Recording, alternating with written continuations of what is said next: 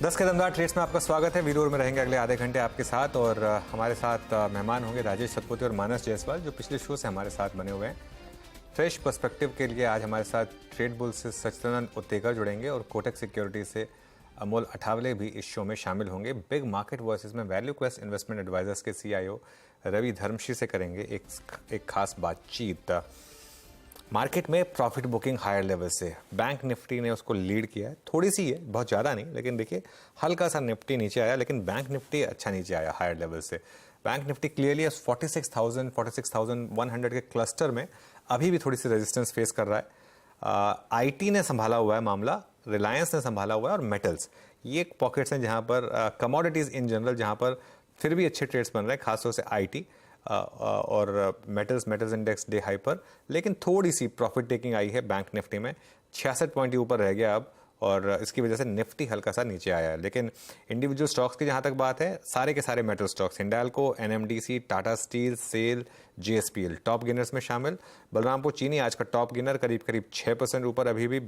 Birla soft, Godrej properties, Oberoi realty, ये कुछ stocks जहाँ पर इस समय आज आपको तेज़ी दिखाई देगी। मंदी की जहाँ तक बात है कोई बहुत ज़्यादा नहीं, टाटा कंज्यूमर थोड़ा सा नीचे करीब 1%, और कल के बड़े मूव के बाद थोड़े से फार्मा स्टॉक्स में प्रॉफिट टेकिंग, थोड़े से PSU बैंकों में profit taking. Canara bank for example और PNB, इन दोनों में आज थोड़ी सी प्रॉफिट बुकिंग हायर लेवल से आपको विजिबल होगी। देखिए हायर लेवल से कैनरा बैंक और PNB दोनों फिसले और अच्छे फिसले एक्चुअली, ये दोनों के दोनों स्टॉक्स अब डे लो पर, और निफ्टी PSU बैंक इंडेक्स भी हायर लेवल से थोड़ा स्लिप करता हुआ, लेकिन निफ्टी ठीक ठाक है अभी भी 20,138 पर। Veeru good morning. Good morning Anuj. और बाकी थोड़ी सी अगर आप देखें प्रॉफिट बुकिंग हायर लेवल्स, और ये लाजमी भी है, बाकी लेवल्स का ख्याल रखिएगा। और ऑटो में एक स्विंग शुरू हुआ है अभी थोड़ा सा, और वो अच्छा करता हुआ, अभी मारुति बात की थी हमने, डे हाई पर आके ट्रेड करता हुआ, MNM भी एक स्विंग लेके डे हाई पर आया था अभी। खैर अब एक काम करते हैं, यहाँ पे एक फ्रेश पर्सपेक्टिव लेते हैं और इंडस्ट्रीज पे व्यू के साथ साथ स्टॉक्स कलेक्ट करना शुरू करते हैं। और थोड़ी टर्बुलेंस है तो उस बात का ख्याल रखेंगे कि बहुत ज़्यादा हम ट्रेड्स ना लें, बट फिर भी राजेश सतपुते, मानस जायसवाल, सचिदानंद उत्तेकर और अमोल अठावले हमारे साथ हैं। Sachin good morning, Amol good morning. आप लोग फ्रेश पर्सपेक्टिव लेके इस कार्यक्रम में जुड़े हैं। सचिन, आपका इंडस्ट्रीज पे व्यू और आपके दो conviction ideas. Good morning Virendra ji, good morning Anuj ji. Clearly जिस तरीके से मार्केट का टेक्सचर है, सेक्टर रोटेशन काफी हेल्दी है, एंड आज के जो पहले हाफ में मुझे लग रहा है कि क्लियरली मेटल्स का जो आउट परफॉर्मेंस है वो बरकरार ही रहना चाहिए। बैंक्स में थोड़ी सी यहाँ पर मुनाफा वसूली हो रही है, बट ऑन द कॉन्ट्ररी मुझे लग रहा है जिस तरीके से कल तक का डेटा था 46,000 45,800, आई थिंक काफी अच्छा सपोर्ट बेस है। तो आई थिंक बैंकिंग में थोड़े से डिक्लाइन आते हैं तो वहां पर मुझे लग रहा है वापस एक खरीदारी करने का मौका मिलेगा। बट जहां तक निफ्टी का सवाल है, मुझे लग रहा है 20,070 एक इम्पॉर्टेंट पाइवोट है। उसके नीचे जब तक निफ्टी ट्रेंड नहीं होती तब तक डाइवर्जन नहीं होगा इन दिस मोमेंटम, एंड कहीं जाकर लग रहा है कि 20,150 से लेके 20,250 के रेंज में एक्सपायरी शेप अप होनी चाहिए। तो यहाँ पर क्लियरली एक लॉन्ग बायस रखना है। अगर डिक्लाइन थोड़े से एक्सटेंड भी होते हैं 20,100 के आसपास, मुझे लग रहा है एक अच्छा जोन है जहां पर फ्रेश लॉन्ग पोजीशंस बढ़ाई जा सकती है निफ्टी में। जहां तक स्टॉक्स का सवाल है, क्लियरली मेटल्स पे जो ट्रैक्शन है, हिंडाल्को ऑलरेडी काफी अच्छी चाल दिखा चुका है, तो मुझे लग रहा है यहाँ पर जिंदाल स्टील पे ज्यादा फोकस करना चाहिए। जिस तरीके से वहां पर भी एक बुलिश फ्लैग पैटर्न फॉर्मेशन है, कंटिन्यूएशन फॉर्मेशन है, जिसका ब्रेकआउट यहाँ पर एस्टैब्लिश होगा जैसे ही 714 715 के आसपास के स्विंग्स के ऊपर ये कंफर्टेबली ट्रेंड होगा।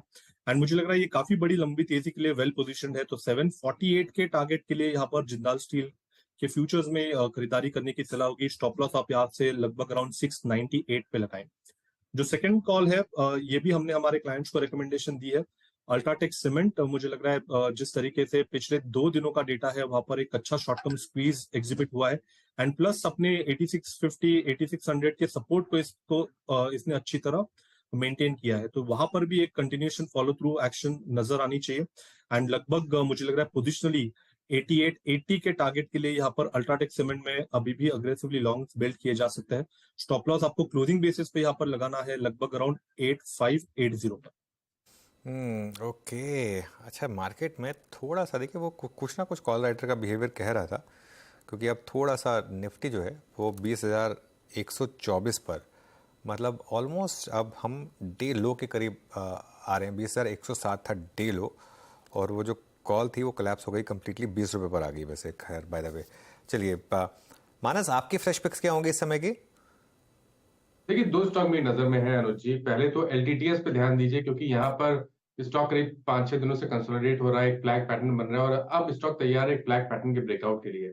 तो एलटीटीएस में करंट लेवल्स पे खरीदारी करने की राय रहेगी। 4630 आपको स्टॉप लॉस लगाना है। 4785 तक के टारगेट देखने को मिल सकते हैं, तो करीब करीब 100 रुपए का पंप आपको करंट लेवल से देखने को मिल सकता है। दूसरा स्टॉक मैकडॉवेल्स का है, जहां पर स्टॉक करेक्ट हुआ है। अब स्टॉक ने 20 डे मूविंग एवरेज पे सपोर्ट लिया है, तो यूनाइटेड स्पिरिट्स पे करंट लेवल्स पे खरीदारी करने की राय रहेगी। आई थिंक करंट लेवल से एक अच्छा खासा बाउंस बैक देखने को मिल सकता है, इसलिए 1029 का आपको स्टॉप लॉस लगाना है। केवल 10 रुपए का रिस्क है, लेकिन ऊपर की तरफ 1070 तक के टारगेट्स आपको देखने को मिल सकते हैं। ओके, यहाँ पर ये दो कॉल सचिन जी की हो गई, मानस जी की हो गई। अमोल, गुड मॉर्निंग, आपके दो conversion ideas. Good morning. I think मुझे एक रिलायंस अच्छा लग रहा है करंट लेवल से। मुझे लग रहा है कि एक मार्केट एक रेंज बाउंड रहेगा, शायद ब्रेकआउट सस्टेन ना कर पाए, और तो मैं प्रेफर कर रहा हूँ कि जो सपोर्ट्स लेवल पे स्टॉक्स अवेलेबल है वहां पे फोकस कर रहा हूँ। तो एट करंट लेवल्स मुझे रिलायंस इंडस्ट्रीज अच्छा लग रहा है, 2460 के आसपास है। 2530 2550 पोजिशनली पॉइंट ऑफ व्यू से लग रहा है और टारगेट्स आ सकते हैं, और स्टॉप लॉस उसका रहेगा 2419। काफी कंसोलिडेशन के बाद आज 20 डे सिंपल मूविंग एवरेज को क्रॉस किया था, सस्टेन भी हो रहा है अभी, और हायर बॉटम फॉर्मेशन है। सो ये एक है कि उसमें पॉसिबिलिटी है कि इसमें नया अप ट्रेंड रैली आने के चांसेस पूरे लग रहे हैं। दूसरा मुझे एक मुथूट फाइनेंस लग रहा है एट करंट लेवल्स अच्छा, 1290 उसका सीएमपी है। टारगेट मुझे लग रहा है कि 1380 पोजिशनल पॉइंट ऑफ व्यू से जा सकता है, और स्टॉप लॉस उसका रहेगा 1260। ये भी एक कंसोलिडेशन फॉर्मेशन में ही है, near 50 days simple moving average और 20 डे सिंपल मूविंग एवरेज के यहाँ ट्रेड हो रहा है। पॉजिटिव कंसोलिडेशन है, तो चांसेस है कि यहाँ से एक फ्रेश अप ट्रेंड रैली आने वाले दिनों में आप देख सकते हैं। ओके, मुथूट फाइनेंस और रिलायंस, ये हो गई पिक्स इस समय की। राजेश जी, आपकी फ्रेश पिक्स? अनुज जी, देखिए जो फ्रेश पिक होगा वो रहेगा जायडस। जायडस पे कल भी बात हुई थी, अभी भी मैं वही देख रहा था कि इसने अपने लेवल्स को रिस्पेक्ट किया हुआ है। इनिशियल प्रॉफिट टेकिंग के बाद मुझे लगता है फिर से यहाँ पे स्ट्रेंथ दिख रही है, तो 646 पे फिलहाल जायडस ट्रेड हो रहा है। इसे बाय करेंगे 640 के स्टॉप लॉस के साथ, और जो टारगेट हमने सेट किया है वो है 660। एट द सेम टाइम अगर कुछ बाय करना है तो आईटी पे नजर है। आईटी में मुझे इन पर्टिकुलरली अच्छा लग रहा है वो है एलटीआई माइंट्री का अगर आप स्ट्रक्चर देखें तो फ्रेश ब्रेकआउट है, पिछले 4 दिनों का हाई इसने निकाला है विद वॉल्यूम आप कह सकते हैं। तो मुझे लगता है यहाँ पे थोड़ी शॉर्ट कवरिंग और तेज होगी। 5535 का स्टॉप लॉस रखेंगे, थोड़ा सा डीपी होगा, काउंटर ही बड़ा है, और मेरे हिसाब से इसका जो नेक्स्ट टारगेट है दैट इज 5700, 5700 5750, ये इसका टारगेट होना चाहिए स्विंग ट्रेडिंग का। तो LTI Mindtree and Zydus, these are 2 buy calls. LTI Mindtree और जायडस, ये हैं दो इस समय की फ्रेश बाय कॉल्स। एक बार सचिन, एक व्यू चाहूंगा आपसे बलरामपुर चीनी पर, 6% ऊपर इस समय, कोई व्यू यहाँ पर? डेफिनेटली काफी स्ट्रॉन्ग स्ट्रक्चर है, एंड इनफैक्ट अगर हम इसको वीकली मंथली स्केल पे देखें तो लगभग आई थिंक अप्रैल 2022-23 से यहाँ पर एक अच्छा रेजिस्टेंस बना था 420 के आसपास आके, ये बार बार थोड़ा सा प्रॉफिट बुकिंग दिखा रहा था। फाइनली इस पर्टिकुलर जोन को इसने काफी कॉन्फिडेंटली ब्रेक किया, एंड प्लस कल का जिस तरीके से डेटा था, मुझे लग रहा है जो फॉलो थ्रू एक्शन आई होगी यहाँ पर, आज भी शायद लॉन्ग पोजीशन एडिशन का ही होगा। तो लगभग मुझे लग रहा है ट्रेडिंग के लिहाज से ही 465 के आसपास का स्विंग तो कंफर्टेबली नजर आना चाहिए। बट जिस बड़े कंसोलिडेशन का ब्रेकआउट है, तो मुझे लग रहा है एक काफी लंबी तेजी के लिए वापस रीपोजिशन अच्छी तरह हुआ है। तो 512 510 के आसपास के स्विंग्स भी आगे जाके इस पर्टिकुलर स्टॉक में नजर आ सकते हैं। एक अच्छा पोर्टफोलियो कैंडिडेट बन सकता है इस पर्टिकुलर जंक्शन पे, ट्रेडिंग मोमेंटम काफी स्वीट है। तो 420 के स्टॉप लॉस के साथ मुझे लग रहा है यहाँ पर अभी भी लॉन्ग पोजीशन बनाई जा सकती है। ओके, चलिए एक काम करते हैं। अब market rate, bank Nifty red में आ गया है, निफ्टी एट डेज लो, तो थोड़ा सा हायर लेवल से प्रॉफिट टेकिंग यहाँ पर विजिबल है।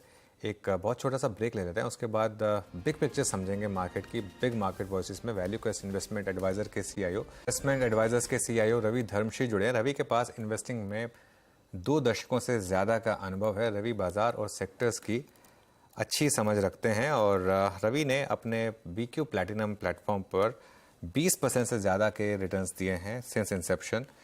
इनकी फैमिली लेगेसी भी रही है इन्वेस्टिंग में और फाइनेंस में एमबीए किया। राकेश झुनझुनवाला के साथ भी जुड़े रहे थे ये, उनके साथ भी इन्होंने काम किया है। उनको जोड़ते हैं शो में। Ravi ji good morning. काफ़ी साइकिल्स देखी होंगी मार्केट में आपने। इस साइकिल में कुछ मिड कैप्स और स्मॉल कैप्स में जिस तरीके से एक रैली बनी, उसको देखकर कुछ पुराना टाइम याद आ रहा है या कुछ लग रहा है कि थोड़ा अनकंफर्टेबल फीलिंग आ रही है या नहीं, मार्केट का पार्ट एंड पार्सल है?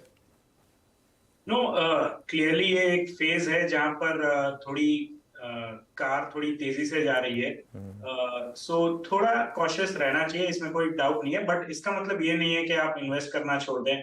आप ये समझ ले कि अब यहाँ पे निवेश करना एकदम ही गलत है, और ऐसा मुझे नहीं लगता है। यस, ये थोड़ा फेज है। कभी कोई भी बाजार एक तरफा ज्यादातर नहीं चल सकता। तो अगर इतना ज्यादा जोर से ऊपर तो शायद दो स्टेप पीछे भी आ जाए, और वो 2 स्टेप पीछे आएगा तब ये समझ लेना कि दैट इज एन अपॉर्चुनिटी और आपको वहां पर निवेश करना चाहिए। So from a medium term and longer term perspective अभी भी तेजी का व्यू बरकरार रखना चाहिए, but you have to be selective and careful in the kind of companies that you pick. Momentum chase नहीं करना चाहिए, और खासकर लो क्वालिटी की कंपनी हो तो वहां पर ज्यादा डर के रहना चाहिए। तो इस समय पर्टिकुलरली कहाँ पर आपको लग रहा है कि बहुत ज़्यादा अनकंफर्टेबल हो गया मामला रवि जी, जहाँ पर आपको लग रहा है कि शायद थोड़ा सा केयरफुल, जहाँ पर कार शायद 200 की स्पीड भी क्रॉस कर चुकी है? नहीं, सो हाँ, ये सब नए एक्सप्रेसवे हैं तो कुछ 140-50 के स्पीड पर भी जा सकती है यहाँ पर गाड़ी।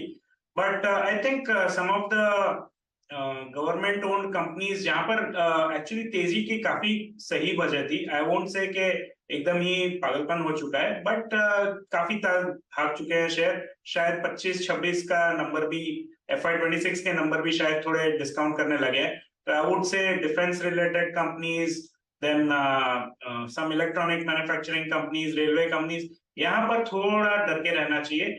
यहाँ पर आई थिंक आपको 1-2 साल शायद रिटर्न ना आए या 30% नीचे भी गिर जाए तो कोई सरप्राइज नहीं होगा। रवि जी, अभी आपके इस कार्यक्रम में शिरकत करने से पहले हम 2 स्पेस कमोडिटीज के उन पे बात कर रहे थे। केमिकल्स, जहाँ पे फर्स्ट हाफ ऑफ CY23 थोड़ा सा वीक रहा, both in terms of price और रिलेशंस और डिमांड सबकी तरफ से अगर आप देखें।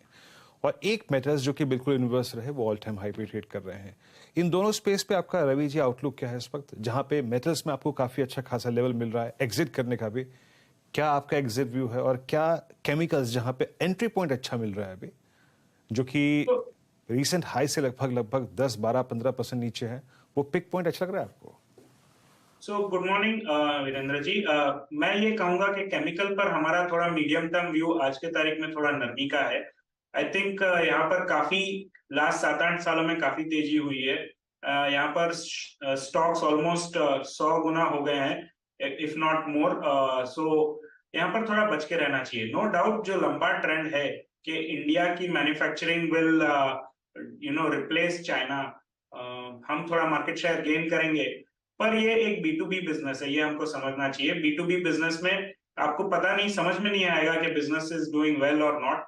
The leading indicators are the spreads of the chemicals, which are the raw material and the finished goods के जो spread होते हैं, उनको ट्रैक करना थोड़ा डिफिकल्ट होता है।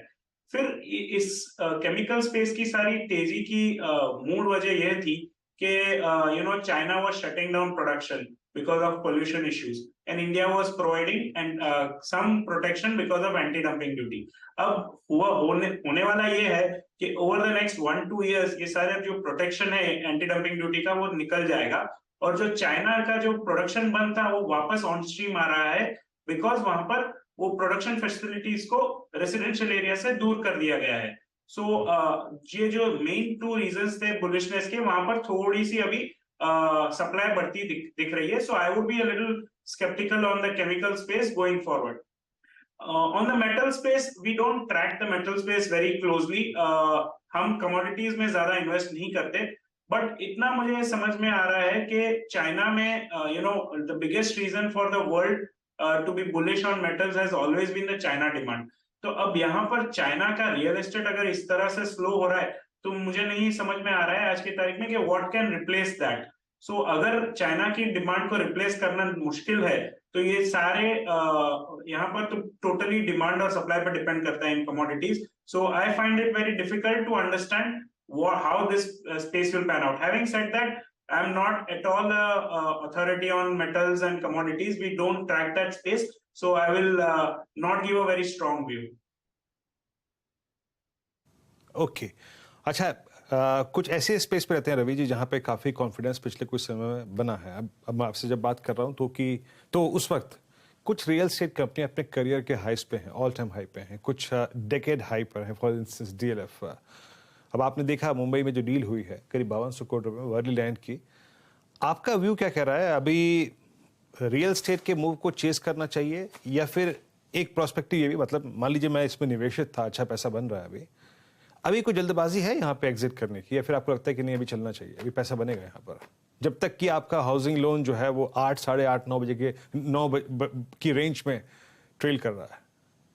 Yeah, so definitely I think real estate में क्या हुआ, I'll just मैं आपको इसका पर्सपेक्टिव समझाता हूं तो आपको समझ में आएगा कि जो 2015 से लेकर 2020 तक जो सारे चीजें हुई जैसे GST, डिमोनेटाइजेशन, IL&FS क्राइसिस, फिर रेरा इम्प्लीमेंट हुआ, फिर कोविड आया, इन सारी चीजों से क्या हुआ कि सप्लाई कम होता गया।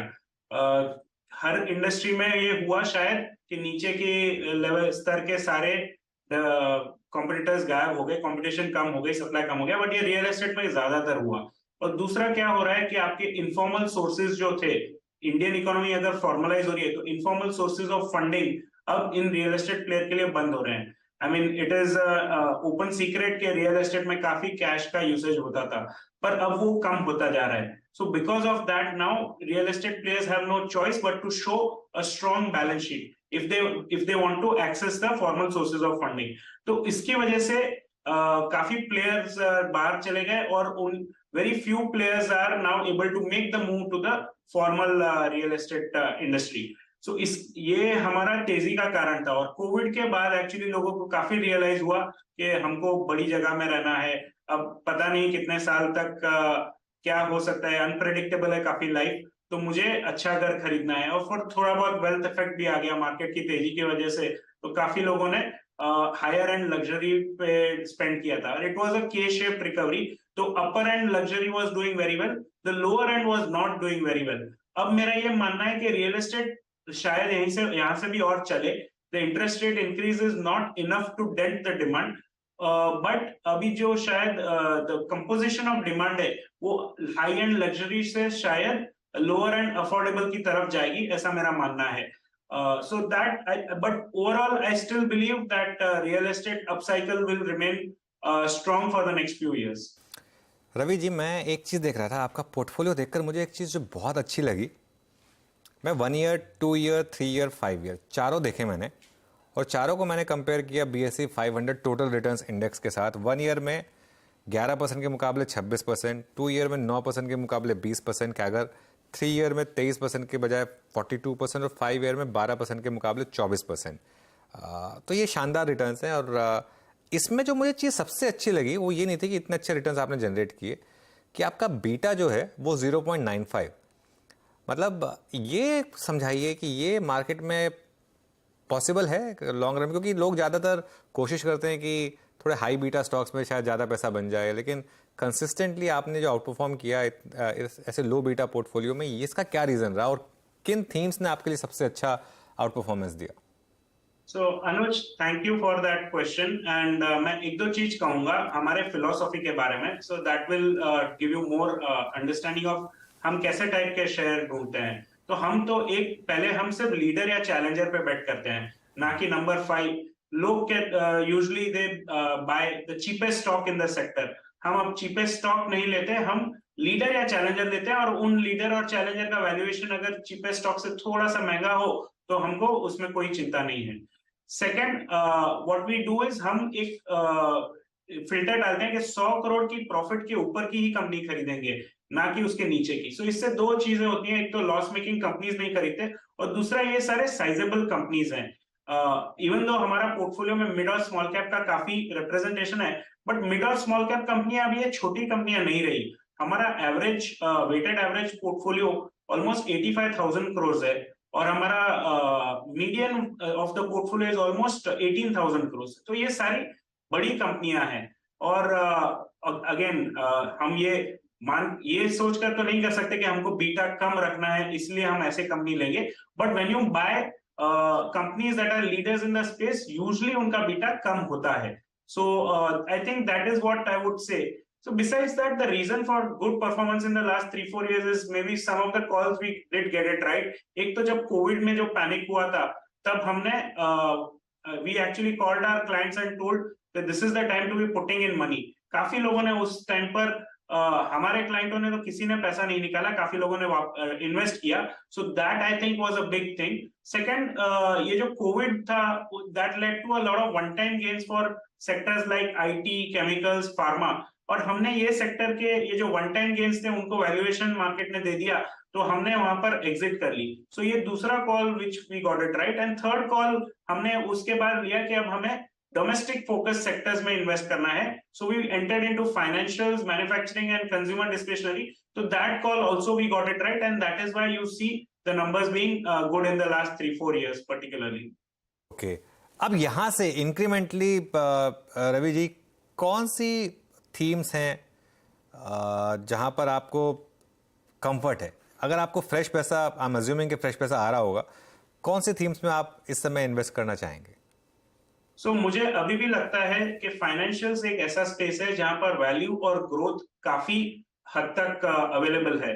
सो if you see, I mean large companies like HDFC bank, Kotak bank are available at no performance in the last 3 years, 5 years, 7 years। थोड़े बहुत there are good reasons why that is the case, but वो reasons अब खत्म हो रहे हैं। For example HDFC bank में there was a transition in the management, there was a technological issues that they were facing, उनको credit card बेचने नहीं मिल रहा था। I am sorry, just a disclaimer के ये सारे स्टॉक हम शायद ओन करते हो और हम खरीद रहे हो या बेच भी सकते हैं, so please take it with a pinch of salt.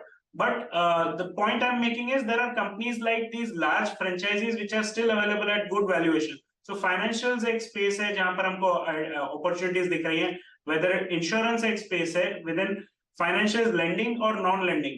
In the non-lending side, we like life as well as general insurance, जहां पर 4-5 साल से काफी प्रॉब्लम चल रहे थे और वहां पर अभी फिर से थोड़ी सी तेजी शुरू हुई है, ऐसा लग रहा है, सारे ओवरहैंग खत्म हो रहे हैं। So we like financial as a space. Second space we continue liking. Overall manufacturing theme हमको अब भी अच्छी लगती है, बट उसमें अब ये जो सब सेक्टर्स हैं जैसे रेलवेज, इलेक्ट्रॉनिक मैन्युफैक्चरिंग और डिफेंस, वहां पर हम इंक्रीमेंटली नहीं एलोकेट कर रहे हैं। But energy transition related place हमको अभी भी अच्छे लग रहे हैं। यहाँ पर transmission is one sector that we continue to like और यहाँ से और भी हमें तेजी लगती है। ओके, अच्छा रवि जी, अगर एक स्टैंडर्ड डिस्क्लेमर के साथ अगर आप इस बात की पुष्टि कर सकें या फिर कमेंट कर सकें, आपने पिछले 2 साल में कौन कौन सी PSUs ली थी और अब उन PSUs में अगर आप प्रॉफिट बुक करने का मन बना रहे हैं तो उसके पीछे कारण क्या है, या फिर अभी आप कहते हैं कि नहीं मैं उसे होल्ड करूंगा, या फिर अभी भी आपको यहाँ पे पैसा बनने की पॉसिबिलिटी नजर आ रही है?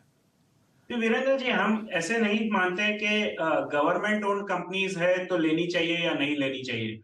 अब हमारा व्यू था डिफेंस सेक्टर पे पॉजिटिव, पर ये सारा डिफेंस सेक्टर पूरा ही गवर्नमेंट ओन्ड है, ये कभी प्राइवेट सेक्टर के लिए खुला ही नहीं था।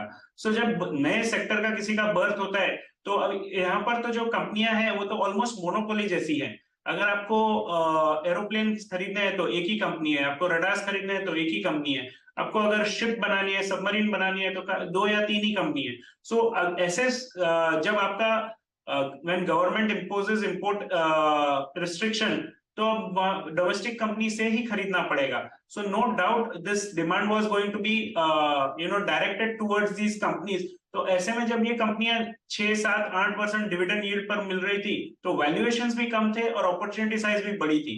अब इसमें मैं ये नहीं सोचूंगा कि ये गवर्नमेंट ओन्ड कंपनी है, बिकॉज मुझे अपॉर्चुनिटी क्लियरली दिखाई दे रही थी।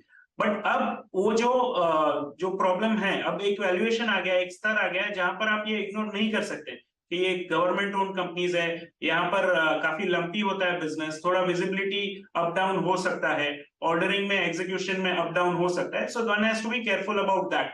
but I still believe defense as a theme is not completely over. It will continue to do well over the 5-7 year theme, but we'll probably have some rotation, or we'll probably have a lull period of 1 year or 2 years for these stock because the stocks have performed very well. Coming to your question on the PSU, अब हम PSU banks में नहीं करते निवेश, इसीलिए क्योंकि वहां पर MD हर 3 साल में चेंज होता है, वहां पर कोई कंपेटिटिव एडवांटेज नहीं है बैंक्स के पास, उनका मार्केट शेयर कॉन्स्टेंटली कम होते जा रहा है, प्राइवेट सेक्टर उनके मार्केट शेयर लेते जा रहे हैं. सो अगर ऐसा है, मोनोपोली नहीं है, कॉम्पिटिटिव स्पेस है, तो then there is no advantage to buying a PSU bank, and that is why we don't buy over there. But that is the reason why we bought different stocks, because they were almost monopolies. Okay चलिए रवि जी, बहुत बहुत शुक्रिया आज हमारे साथ जुड़ने के लिए और हमसे बात करने के लिए. Thank you so much. Okay चलिए, मार्केट में अब थोड़ी स्टेबिलिटी, एक थोड़ा सा डिक्लाइन आई थी मार्केट में, लेकिन अब वो थोड़ी सी अरेस्ट हो रही है. लेकिन बैंक निफ्टी जो है वो हल्का सा रेड में आया था HDFC बैंक की वजह से. सचिन, कोई फ्रेश ट्रेड समझ में आई इस समय आपको? अनुज जी, यहाँ पर मुझे लग रहा है जो सपोर्ट्स की हमने बात की थी निफ्टी, बैंक निफ्टी में, वो ऑलमोस्ट वहां पर आ चुके हैं. मुझे लग रहा है यहाँ पर दोनों इंडेक्सेस में लॉन्ग्स बिल्ट अप किए जा सकते हैं. स्पेशली अगर हम निफ्टी का ही डेटा देखें तो 20,070 के आसपास की सपोर्ट की एक्सपेक्टेशन थी, ऑलमोस्ट वो सपोर्ट अभी हिट हुआ है. एंड ड्यूरिंग द डे मुझे लग रहा है वापस एक अच्छी चाल बन सकती है. जो ओपनिंग थी वो ओपनिंग भी काटने के बाद कहीं जाकर 20,150 से लेके 20,250 इस पर्टिकुलर रेंज में ही एक्सपायरी होनी चाहिए. तो निफ्टी बैंक में भी काफी सिमिलर डेटा है. मुझे लग रहा है 45,720 के स्टॉप लॉस के साथ यहाँ पर फ्रेश लॉन्ग पोजीशंस ऐड किए जा सकते हैं. एंड ड्यूरिंग द डे मुझे लग रहा है 46,200 के आसपास का एक स्विंग बन सकता है. चलिए फिर एक काम करते हैं. आप सबका बहुत बहुत शुक्रिया हमारे साथ जुड़ने के लिए, सचिन और अमोल, खासतौर से आप दोनों का थैंक यू सो मच. और अब इस शो को यहीं विराम देंगे. मार्केट अब फिर से ग्रीन में आता हुआ, बैंक निफ्टी वो जो एक स्लिप आया था वो एग्जैक्टली सपोर्ट जोन से बाउंस बैक करके, लेकिन थोड़ी वॉलेटिलिटी रह सकती है. आज वीकली ऑप्शंस एक्सपायरी है. ट्रेडर्स हॉटलाइन में आपके सवालों के जवाब देने के लिए नीरज जी आ चुके हैं स्टूडियो में. Neeraj ji, good morning. Good morning. और मिड कैप में फिर रौनक आ गई, फिर रौनक 250 पॉइंट ऊपर, फिर वैसा ही माहौल बनता हुआ दिख रहा है. आज बहुत सारे स्टॉक मिड कैप में जो बहुत अच्छी तेज़ी बनती हुई दिख रही है. क्या लेवल रखना आज निफ्टी पर ध्यान?